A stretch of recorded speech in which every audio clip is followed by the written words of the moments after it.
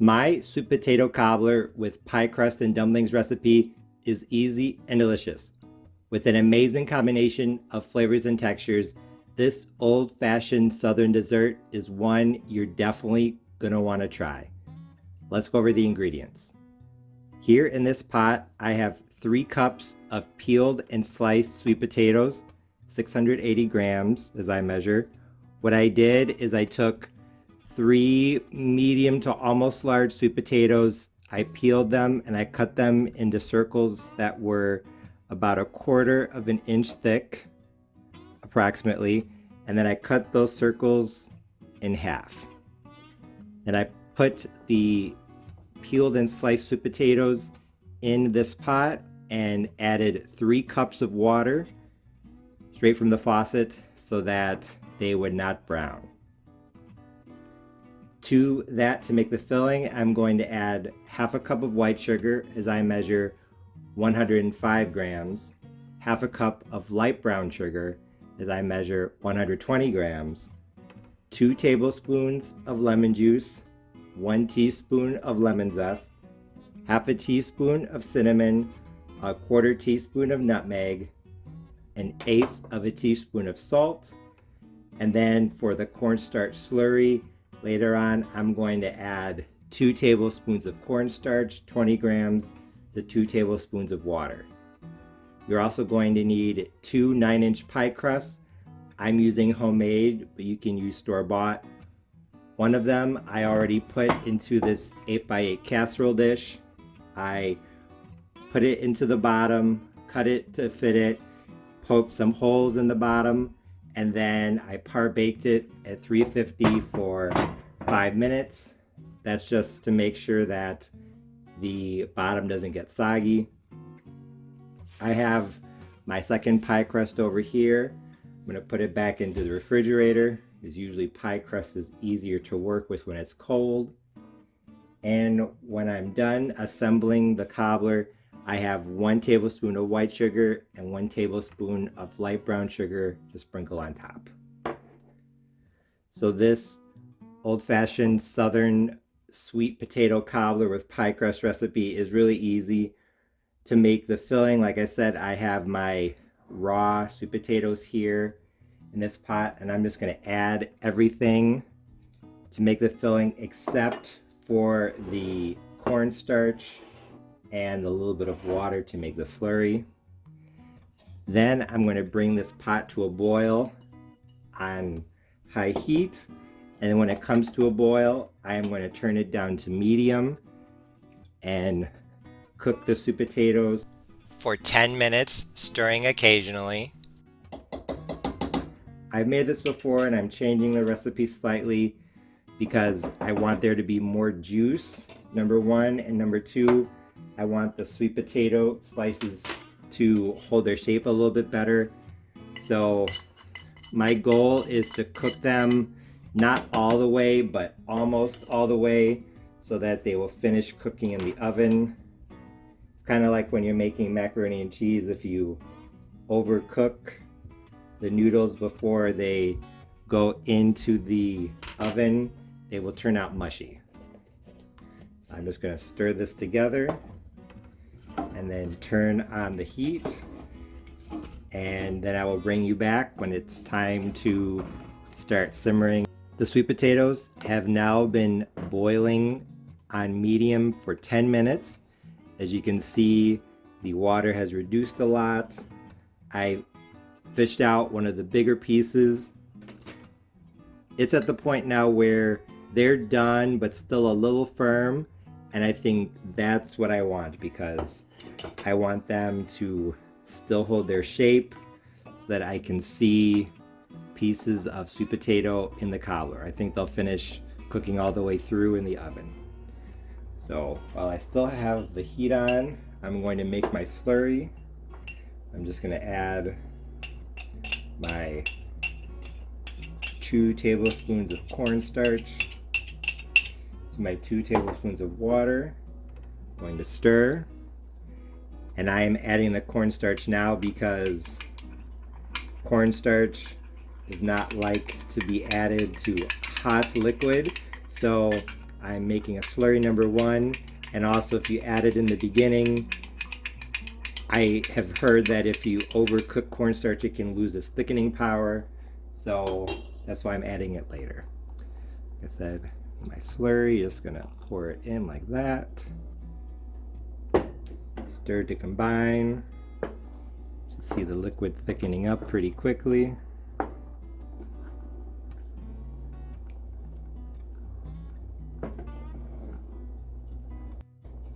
And now, not even 30 seconds probably, you can see that the liquid has thickened up. So now I'm going to turn off the heat, and I'm going to get ready for the next part of the cobbler recipe. Now it's time to add the pie crust dumplings. I took my second crust and I cut a square out of the center. The excess crust off to the sides on the top and bottom I added to the bottom crust here, and then over here the sides weren't quite as high as I would have liked. And then the pie crust that's left on the left and right sides, I'm going to add to the filling to make the dumplings. So if you've never had a southern style cobbler, some of them have little pieces of pie crust actually in the filling. So that's what I'm going to do. I'm just going to take some of this excess dough and then put little pieces into the filling. Never really measured. I would say maybe they're 1/4 of an inch squares, something like that. Maybe 1/2 of an inch. They're pretty small. Stir them off. They don't have to be all the same size. You can make a couple a little bit bigger if you want, like here. Now the purpose of adding dumplings to the filling is to give another texture, because you'll have the crispy pie crust on top and the soft pie crust in the filling, but also to help thicken the filling, because some of that flour is going to come off of the dumplings as the cobbler bakes and the filling boils, and it's going to help thicken the filling a little bit more. Now, you don't want to overdo it with the dumplings, because there is such a thing as too much of a good thing. So that's why I'm not adding all of the excess crust. Like I said, some of it I put off to the side. So if you have a 9-inch crust and you cut a circle, or excuse me, you cut a square in the center, half of the excess crust you can add as dumplings, but any more than that, I think it would be too much of a good thing. And now that the dumplings are in the filling, I'm happy with the bottom crust. I'm just gonna pour everything in, but instead of just pouring it in like that, I was about to, I think it's probably better to first ladle in the sweet potato chunks and then pour in the juice, just because I don't want to have this splashing all over. Like I said, it's much safer to first ladle in the sweet potatoes and then pour over the juice.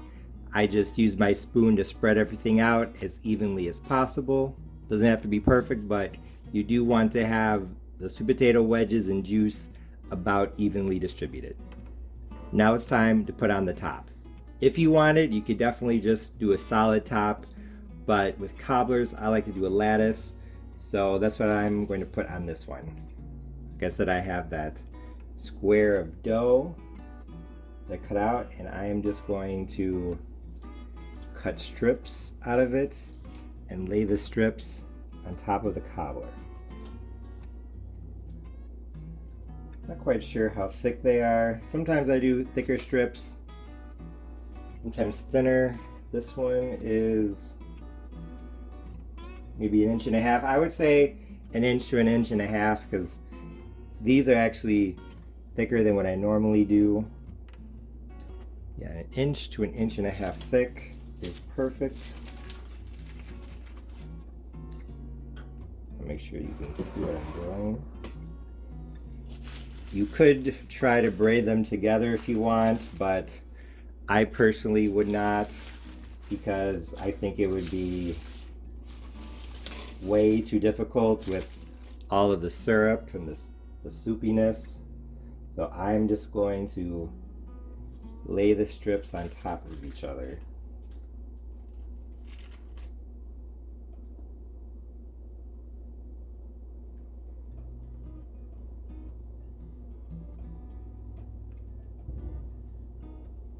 And if you do decide to use a solid top, definitely remember to cut slits in it so that the air can escape.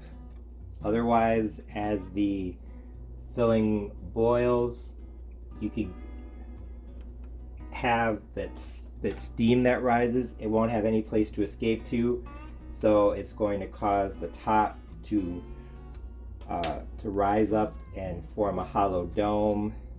It's not the end of the world, but not the most ideal thing to have. If you see any place where you think you can add a little bit more, go ahead and do that now. Honestly, I think it's pretty good. I finished putting on the lattice top pie crust. I just put one more strip over there and it is now done. The final step is that I'm going to take my 1 tablespoon of white sugar, my 1 tablespoon of light brown sugar, just mixing them together real fast, and then I'm going to sprinkle them on top. This is another optional thing. I know some people like to spread butter on top, but I like doing this because it adds a little bit of crunch and extra sweetness. And when the sugar is exposed to the dry heat of the oven, I feel like it's a little caramelized. It's very nice. As you can see, I put the cobbler on a pizza pan. That is to make it easier to take in and out of the oven. And I have a feeling this is going to boil over just because it has so much juice in it. So this is going to help prevent accidents so that the juice doesn't boil onto the floor of the oven and create a big mess that I have to clean up later. So I am going to bake this at 350 degrees Fahrenheit, uncovered. I will let you know for how long. When I'm sprinkling on the sugar, I'm trying to get the pie crust, but if some falls into the sweet potatoes, that's fine too.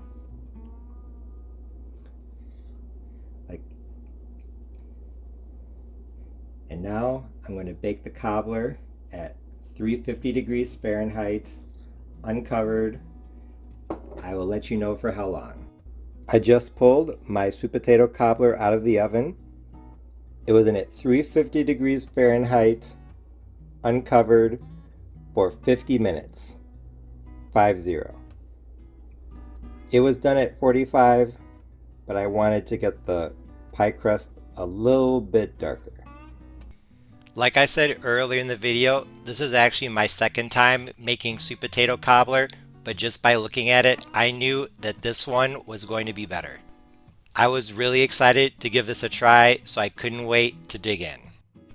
And when I took the first bite, I knew that my sweet potato cobbler with pie crust and dumplings recipe was a big success because it was absolutely delicious. First of all, the flavor. I was really pleased with the flavors in this cobbler. The sweet potato was very strong, and the spices that I added were just enough to add something extra, but not so much as to overpower the sweet potato. I know that some people might be hesitant to add the lemon zest and lemon juice to this, but citrus and sweet potato actually go together very well, so I highly recommend it. I think that using a combination of white and light brown sugar was really good as well.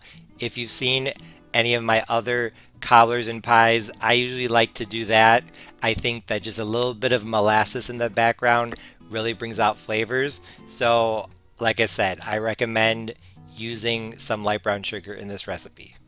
And now that I'm lifting up the first slice, you'll be able to get a good look at the cobbler and see the consistency of the filling.